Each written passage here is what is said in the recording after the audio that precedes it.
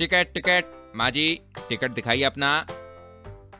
अरे माँ जी, आप तो फ्लाइट से आ रही है ना, तो पीछे से ये टिकट टिकट कौन चिल्ला रहा है? अरे बहू, यहाँ एक टीसी बैठा हुआ है, तो उसे आदत सी पड़ी हुई है टिकट टिकट चिल्लाने की। हिना घर का काम कर रही होती है, तभी उसका फोन बजने लगता है। अरे अब किसका फोन आ रहा है? हिना फोन उठाती है। Hello darling, this is Pam, how are you? कौन पैम? मैं नहीं जानती किसी पैम को। अरे मंडाकल, मैं तेरी सास पमीता। अच्छा तो ऐसे बोलिए ना, ये क्या पैम पैम लगा रखा है? एक्चुअली ये मेरा निकनेम है, अब से तू भी मुझे पैम बोलेगी, समझी? जी सासू माँ। सासू माँ नहीं, पैम ना समझ, अभी एज ही क्या है मेरी। अब बोलिए भी क्या काम है, और आप ऐसे नंबर चेंज क्यों करती रहती हैं हमेशा? वो यहाँ रिचार्ज बहुत महंगा है, इसलिए मैं $1 में नया सिम ले आती हूँ।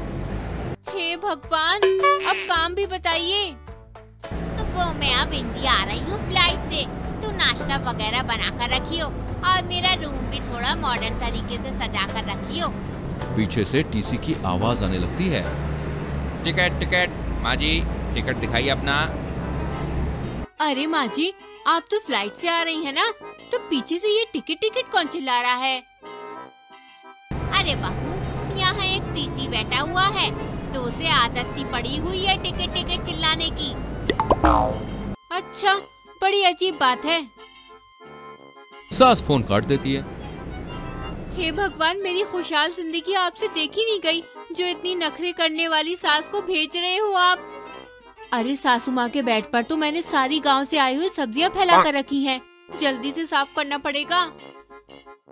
बहू जल्दी जल्दी सास का कमरा साफ करती है और सास के लिए उनके मनपसंद कोफ्ते की सब्जी बनाती है।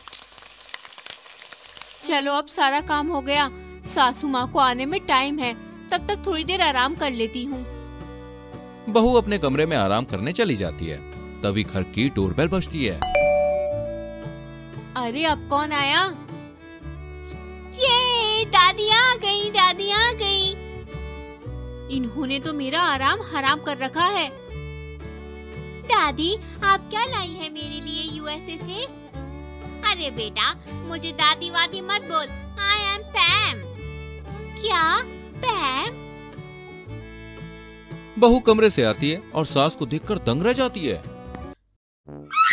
हे भगवान, सासू माँ, ये आपने क्या हाल बना रखा है? सास ने बड़ी ही मॉडर्न ड्रेस पहन रखी होती है और अपने बाल भी कलर करवाए हुए होते हैं। क्यों, तू जल रही है क्या मेरे स्टाइल देखकर? मुझे तो हंसी आ रही है आपको ऐसा देखकर। चुप कर, मेरा सामान उठा और ले जा मेरे कमरे में। पैम, आप क्या लाई है मेरे लिए? सास चिंटू के लिए सस्ते वाले चॉकलेट महंगे से डिब्बे में रख के लाई होती है। ये ले बेटा, ये चॉकलेट मैं यूएसए से लेकर आई हूँ तेरे लिए। ये थैंक यू पैम। लेकिन यही चॉकलेट तो मैं कल गुप्ता जी की दुकान से 50 रुपए में लाई थी। हाँ, अब अंदर क्या जाने अदरक का स्वाद। चल अब मेरा खाना लगा। जी अभी लेकर आई। बहू नीचे आसन बिछाती है और सास के लिए खाना लगाती है। Are you mad? क्या हुआ? मैं डाइनिंग टेबल पर बैठकर खाती हूँ यूएसए में, और तू यहाँ मेरा खाना जमीन पर लगा रही है। चलो कोई बात नहीं, मैं उस सोफे पर बैठकर ही खा लूंगी।